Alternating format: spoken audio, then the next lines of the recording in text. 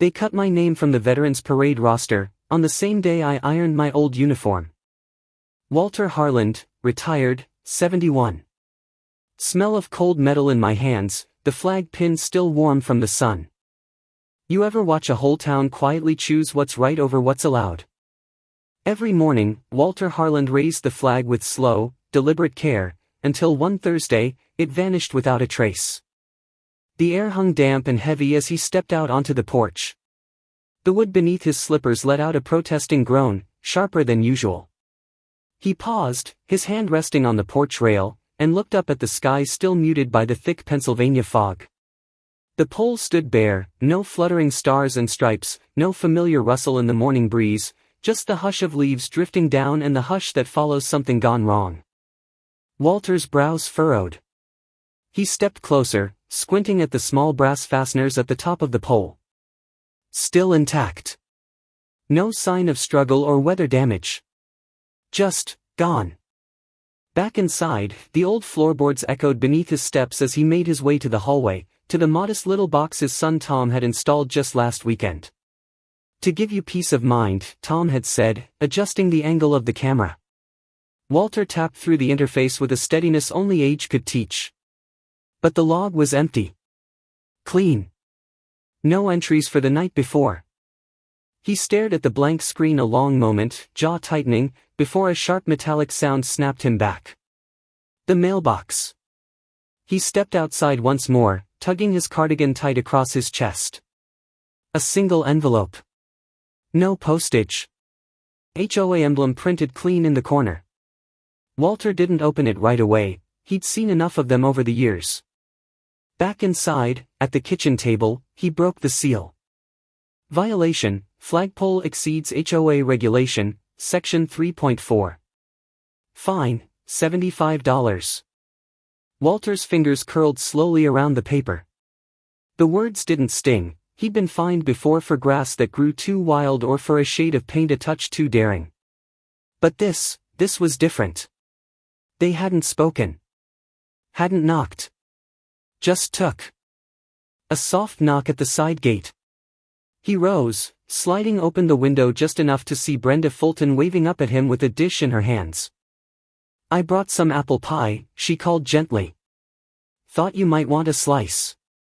Walter opened the door and accepted the warm dish with a nod. Thank you, Brenda. She glanced past him, her gaze settling on the empty pole. Something wrong with Old Glory? Walter's lips pressed together. Seems the HOA had different plans. Brenda frowned. That's just petty. They're nothing if not consistent, he said dryly. I'm sure it'll get sorted, she offered, not entirely convinced. Walter gave her a grateful smile. You always know how to deliver good timing with baked goods. She laughed, touched his arm lightly, and turned back toward her garden. Later that morning, Walter walked the 2 blocks to Red Maple Diner, his usual place. The bell over the door gave its cheerful jingle as he stepped in. Morning, Walt, called Rick, the owner, flipping pancakes behind the counter. Morning, Walter replied, settling onto his usual stool near the window. Cassie, the waitress with silver hair tied in a bun, brought over his usual, black coffee, 2 eggs over easy. No need to order. Rick looked up from the grill. Where's Old Glory today, Walt? Walter stirred his coffee slowly. Out of town, apparently. Rick raised an eyebrow but didn't press. Small towns knew when not to. Walter left his exact tip, as always. $2, regardless of the $5.50 tab. As he stepped outside, he glanced up at the diner's old flag out front. A little frayed at the corners, but flying proud. The walk home was quiet, just the rustle of leaves and the occasional engine echoing through the valley. At home, he stood in front of the hallway cabinet. It creaked open to reveal a triangular case, the kind every veteran knows. His fingers lingered on the glass before he lifted it out. That night, with the fog curling around his ankles and the wind nipping at his collar, Walter unfurled the old flag with reverence. The fabric, though aged, still held its weight. He tied it to the pole slowly, methodically, every knot exact.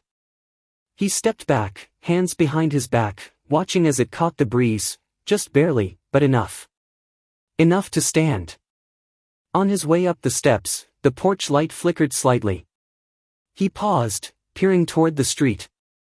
A black SUV sat across from his driveway, engine silent, windows dark. The HOA insignia gleamed faintly on the license plate frame. The chilled air of early October clung to Walter's collar as he shuffled down his walkway. Dew clung to the yellowing grass, and the neighborhood still wore its morning hush, punctuated only by the rhythmic beep of a garbage truck reversing somewhere beyond the hedgerows. The red flag on his mailbox was upright. A small sign, perhaps, that someone had noticed. He opened the creaky box to find the usual suspects, utility bills folded like scoldings, but one envelope stood out. Thick ivory stock. The Homeowners Association seal, embossed in the top left corner, seemed to shimmer with judgment. He held it up, turning it toward the morning light, then tore it open with his thumb. 3 new violations: improper seasonal decor, the faux maple wreath from last Thanksgiving, a porch light exceeding HOA lumen limits, and an unauthorized structure, his modest flagpole. $225 total fine, due within 10 days. Walter exhaled slowly. The flag he'd raised just yesterday fluttered faintly in the cold breeze, as if proud of its rebellion. But he couldn't shake the echo of the silence that followed after it went up. The same kind of quiet that lives before thunder. From across the street, Mrs. Halperin was walking her terrier. She gave him a half-wave, her eyes skimming past him like skipping stones. He could almost hear her whispering later, "He's stirring trouble again." He placed the letter back in its envelope and closed the box with a heavy hand. Later that day, Brenda knocked gently, holding a foil-wrapped plate. "Warm apple turnovers," she said, smiling, but when her eyes dropped to the notice on his kitchen table, her smile thinned. "They're tightening the screws, huh?" Walter didn't answer right away. He poured them both some coffee, his own cup black as always. "I didn't serve 3 tours overseas just to have my front porch measured by clipboard. You know it's not you they're after. It's control," Brenda said quietly. Just before dusk, the knock came again. This one sharper. He opened the door to find Karen Bellwood standing with her arms crossed, papers in hand, the HOA badge clipped to her lapel like a deputy star. Her blazer was navy, her hair swept back like someone perpetually preparing for a photo op. "Mr. Harland," she began, "we need to address your continued non-compliance." He leaned on the doorframe, silent. "You've now been cited for multiple infractions. As per our escalation procedure, further actions may be taken if these matters remain unresolved." Walter tilted his head. "Since when did raising the flag become a crime?" Karen's lips barely moved. "It's not personal. It's policy." She handed him another sheet, turned on her heel, and walked away without waiting for acknowledgement. The sheet had lines for appeal. Walter set it down next to his coffee cup, where the steam was beginning to thin. He walked down to the southern edge of Pine Hollow later that evening, to the small chapel with chipped white paint and flickering candles. Pastor Paul was closing the doors for the night but smiled when he saw Walter. They sat on the wooden pews in near darkness, the stained glass windows washing the floor in soft purple and gold. "You know," Paul said, "a vet like you used to live over on Birch. HOA made him take down a memorial plaque he'd put up for his brother. Said it wasn't aesthetically compliant. Broke him a little." Walter nodded but said nothing. His hands stayed folded in his lap. The next morning, as Walter stepped onto his porch, coffee in hand, he noticed movement across the street. A man in a vest with the HOA emblem raised a camera and snapped a photo of his house before disappearing into a waiting car. He stood still for a moment, letting the cold coffee warm his hands instead of his throat. Behind him, the faux maple wreath twisted gently in the wind. He walked around town after breakfast. At the old barber shop, a few veterans were reminiscing about battles none of the young folks remembered. Walter listened quietly, occasionally smiling when someone mentioned the mess hall biscuits. At Red Maple Diner, a chalkboard near the register advertised discounts for veterans. The cashier looked at Walter as he approached. He handed over a few bills, waved away the discount. "I didn't serve for savings," he murmured, and left before the girl could argue. That night, he slept lightly. The kind of sleep that hovers, waiting for some reason to end. Cliffhanger. The next morning, the fake maple wreath on Walter's porch had been broken and left silently at his doorstep like a warning. The flyer had gone up overnight, printed in the same red, white, and blue as every year, but something in it felt colder than usual. Walter stared at the community board outside the general store, his breath turning to fog in the chilled air. Where his name should have been, where it had been for the past 15 years, there was only a crisp line of print, TBD. He stood there longer than necessary, long enough for the cold to begin seeping into his joints. Karen's words echoed, as if preserved in the frost around him, "It's not personal. It's policy." Later that morning, he arrived at the Pine Hollow Community Center for the veterans' uniform fitting, where he was met not with a salute or a smile, but with confusion. "I'm sorry, Mr. Harland," the young assistant said, flipping through a clipboard. "It looks like your name's not on the list. There must have been a technical error. You'll need to check with the HOA." Walter didn't argue. He just nodded once, turned, and walked out. The cold followed him. Down the street, the windows of Mrs. Gladys's tailoring shop glowed warm. Inside, she stood behind the counter, fussing with a line of pressed dress blues. When she spotted Walter, her eyes narrowed, then softened. "I made this for you," she said, holding up a perfectly fitted uniform jacket. "Don't ask who paid for it. Just know it's yours." He tried to refuse, but she waved a hand. "You wore it better than any man I knew. Still do." By afternoon, the town buzzed with whispers. The parade was a week away. Flags sprouted from porches like flowers. Main Street's lampposts bore fresh banners reading "Honor Our Veterans," but people noticed who had been left out. At Red Maple Cafe, Walter sat across from Eddie Harris, a younger veteran with a sharp jaw and an even sharper temper. "This is outrageous," Eddie muttered over a slice of apple pie. "They can't erase you from this town's memory just because Karen's got a clipboard." Walter sipped his coffee, eyes fixed on the window. "I'm not looking for glory. Just respect." Brenda stopped by their table on her way out, slipping a folded paper beside his cup. "Petition," she said simply. "I've got 20 names already. Maybe more." That evening, Karen called a sudden HOA meeting. She stood before the board with a calm, unreadable face. "There have been concerns," she began, "regarding the upcoming parade security. Due to unresolved disputes and potential disruptions, certain names have been temporarily suspended from participation." No one said Walter's name, but everyone heard it between the lines. Roy, the local deputy, leaned against the back wall, arms crossed. His badge caught the fluorescent light. He didn't speak, but his narrowed eyes followed Karen closely.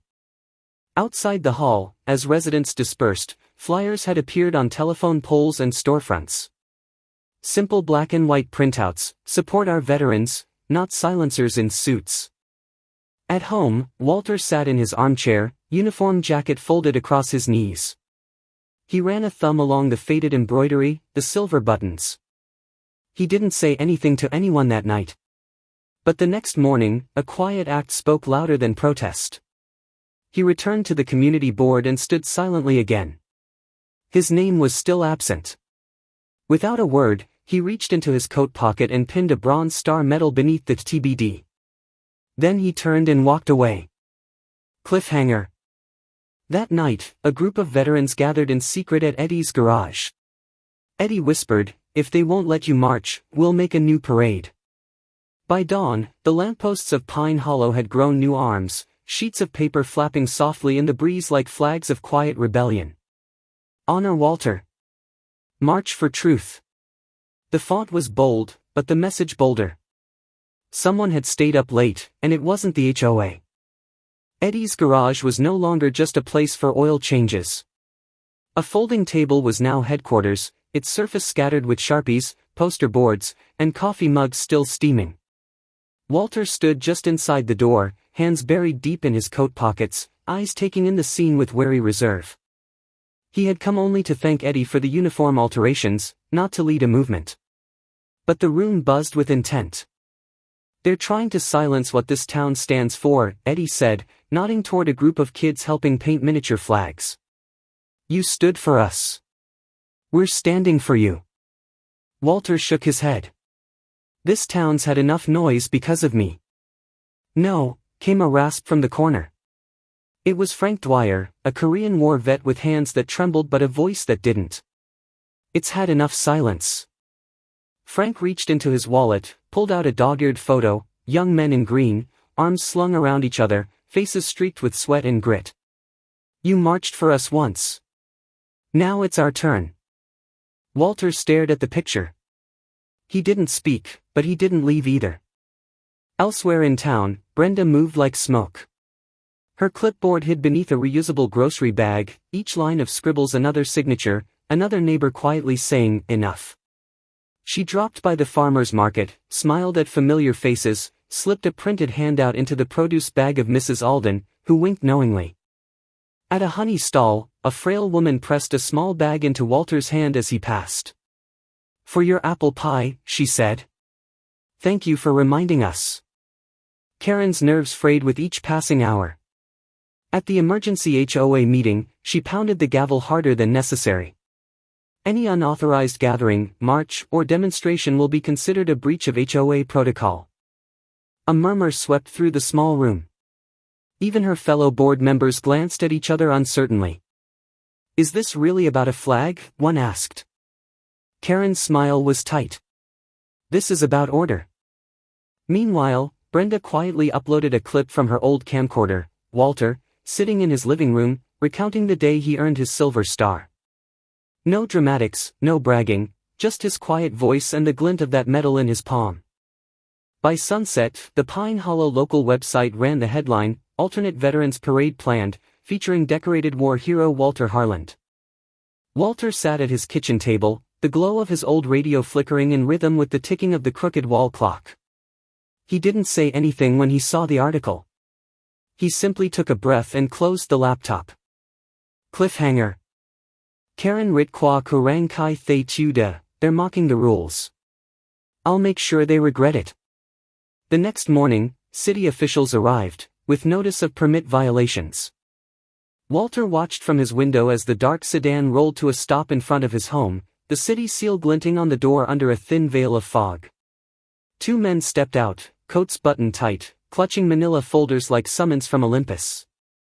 He sighed, folded his newspaper, and opened the door before they knocked. "Mr. Harland?" one asked, his breath puffing white in the morning air. "That's me. We're here regarding a report of unauthorized public event organization and violations related to flag display under Municipal Code 43C. Walter's fingers tightened around the doorknob. "Is that so?" "Yes, sir. We've been directed to inform you that your property and actions fall under investigation pending clarification with the town council." Walter invited them in, served bitter black coffee, and listened without a word as they laid out citations. Their tone was procedural, rehearsed, yet one of them kept glancing around the living room, eyes lingering on the dusty frame of a military certificate. Karen's warning echoed in his mind, only sanctioned parades are legal. Later that afternoon, Walter found himself seated across from Deputy Mayor Hughes in the beige-lit chamber of the town hall. The room smelled of old files and newer fear. Hughes fiddled with his pen, sweat lining the collar of his shirt. "This isn't personal, Walt," he muttered. "HOA filed a concern. We're obligated to act." I raised a flag. I answered some questions. "Since when is being a veteran suspicious activity?" "You're coordinating a second parade." "I'm not coordinating anything," Walter said flatly. I stood still. Others moved. There was silence, broken only by the click of the old ceiling fan. Walter reached into his coat and pulled out a faded medal, laying it gently on the desk. "You want a statement? Here's mine, I earned that. And if my name makes your desk uncomfortable, maybe the desk's the problem." That evening, back in Pine Hollow, fresh notices were plastered to mailboxes, per HOA mandate, No unauthorized assembly or signage allowed. Fines up to $500 may apply. Brenda stormed in, cheeks red. They've marked your flag for removal. Walter raised an eyebrow. They what? Said the pole violates historic sightline regulations. She thrust a paper at him. He took it without reading. His gaze drifted to the porch. The flag waved gently in the dusk, defiant. He walked out, stood beneath it, silent. The wood beneath his boots creaked like it remembered the war, too. Inside, he opened the cabinet, pulled out the thermos Brenda had brought earlier, and poured himself a cup. The coffee was lukewarm, but the scent reminded him of trenches and dawns where hope was rationed. She'd also left a sandwich, wrapped neatly in wax paper. Ham and mustard, simple, honest. He took a bite, then wiped his hands and reached for the phone. Brenda answered on the first ring. Walter? Tell the others, he said. His voice was even, steeled. We march. No matter what. The night before Veterans Day, a line of trucks quietly pulled into Sam's field. No horns. No lights beyond what was necessary to back into place. Just the low hum of engines, the crunch of tires over frost-kissed grass, and the occasional hush as someone passed a thermos down the line. Walter stood to the side, arms crossed, his breath misting in the cold November air. Sam, broad-shouldered and silent as ever, climbed out of his old Desert Storm Jeep, the passenger seat draped in a faded army jacket. He walked over without a word and pressed something wrapped in cloth into Walter's hands. This one's earned its place in the front, he murmured. When Walter unfolded the cloth, a sand-worn American flag looked back at him, frayed at the edges, but still proud. Behind them, Brenda moved from group to group, clipboard in hand, checking names, handing out laminated tags with Truth March stamped in navy blue. Teenagers, eyes bright and unsure, helped string hand-painted flags between two wooden posts, each line snapping gently in the breeze. One boy asked if he could hold Walter's new old flag in the march tomorrow. Walter just smiled, eyes softening. Not this one, he said. But one day, you will. A hushed reverence hung over the field, broken only by the squeak of Eddie's folding table as he laid out formation plans under a dim battery lantern. We don't need perfection, he said, voice low but steady. We just need heart. And we've got plenty. Walter walked among them, nodding at faces new and familiar, young mothers holding signs, gray-haired veterans adjusting their caps, a mechanic in a grease-stained uniform gently tuning a marching drum. Brenda met his eyes across the way and gave a short, firm nod. The list she had drawn up earlier now had Walter's name printed at the top in capital letters. On the edge of the field, Karen's black SUV was parked, headlights off. Inside, a camera flash blinked once.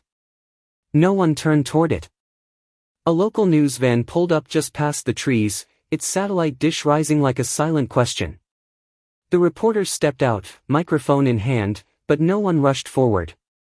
A quiet message had passed between them all. This wasn't about spectacle. This was about remembrance. Walter stepped up onto the makeshift wooden platform someone had built from pallets and sandbags.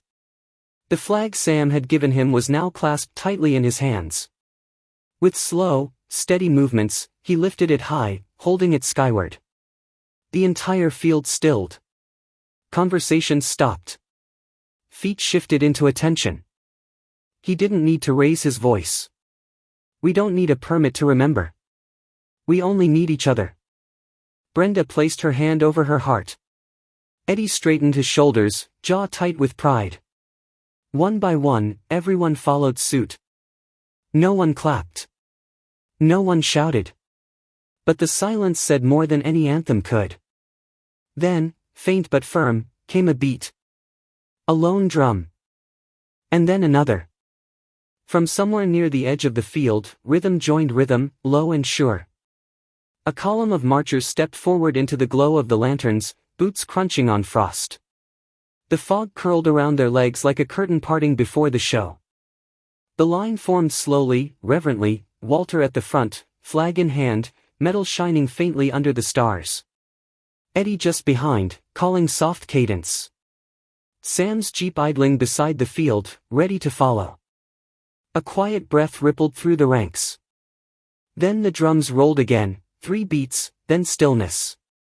The next step was theirs.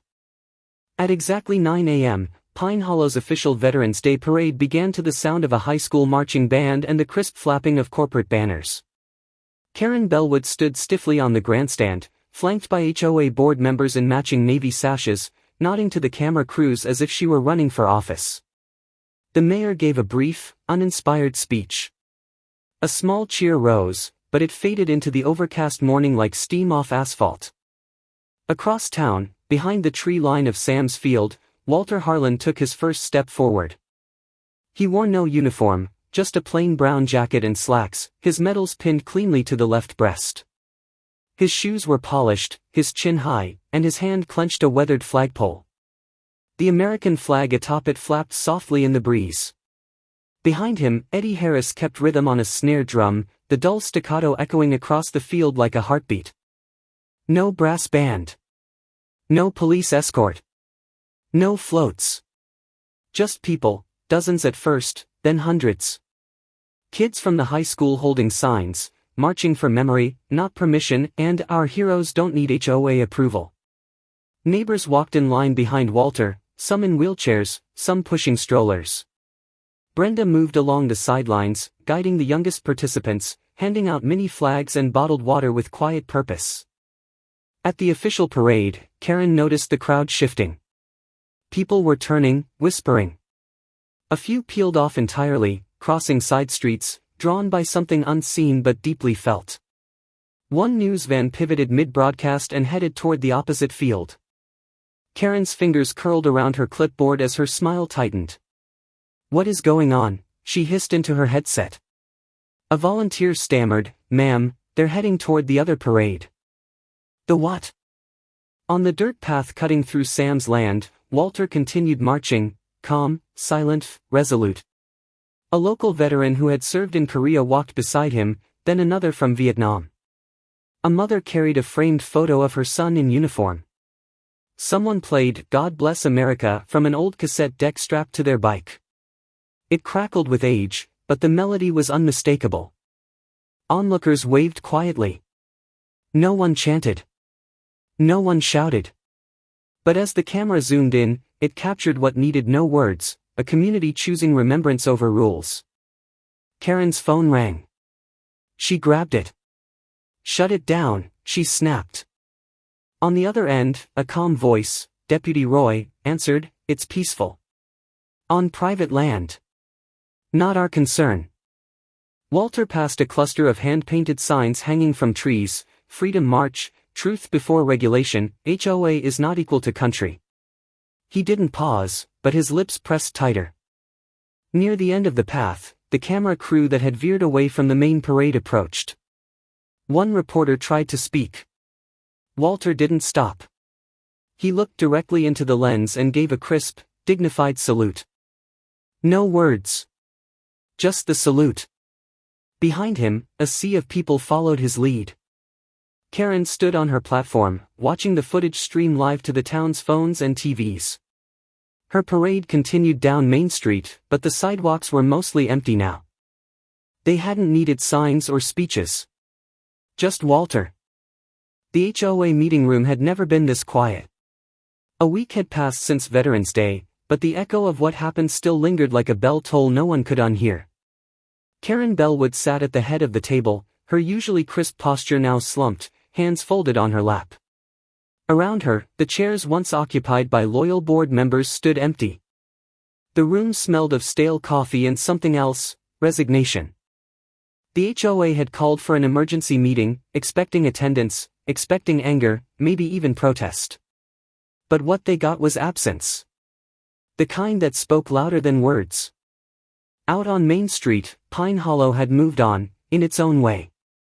Small American flags still fluttered from mailboxes and porch rails, even though the official week of celebration was over. At the farmer's market, someone had chalked "Happy Veterans Week" on the sidewalk. A little boy ran past it with a lemonade cup in hand, shouting to his friends, the way kids do when they sense a town has taken a breath after holding it too long. At his porch, Walter Harland sat with a small wooden box on his lap. Inside it was a folded certificate from the State Veterans Council, for community leadership and patriotic service. A fine print, embossed with gold trim, and signed by 2 senators. He hadn't asked for it. It just arrived by mail that morning. He placed it beside his old medal without a word. Some things didn't need display. They just needed to be remembered. Brenda came by with a brown bag of hot dogs and a thermos of lemonade. "Farmers market's busy today," she said, setting it on the porch railing. "Gladys is selling out of pies before noon." She named one Harland Honor Pie. Walter chuckled. "Hope it's not as tough as my old boots." They sat for a while, watching kids race bikes down the lane. The fence that had once been cited by the HOA for aging and inconsistent coloration now gleamed with fresh white paint, donated and applied by neighborhood volunteers. A mural stretched across it, hand-drawn flags, silhouettes of marching boots, and a few words, "Thank you, Walter." The town didn't cheer. It didn't protest. It remembered. That was enough. Later that afternoon, Eddie stood in front of the community hall, leading the first open forum to draft a new HOA charter. Karen had stepped down 2 days earlier, citing health and personal reflection. But everyone knew. She had lost not just her seat, but her voice. People stopped listening the day they saw who really marched with the town's heart. Brenda received a letter too, from the state's Veterans Alliance, thanking her for advocacy beyond expectation. She folded it and tucked it in her recipe box. The last person to approach Walter that evening was a boy of no more than 7. He shuffled shyly across the yard, holding something in 2 hands. It was a crayon drawing, shaky lines, a stick figure with a little flag, and the words, "Mr. Harland is our hero."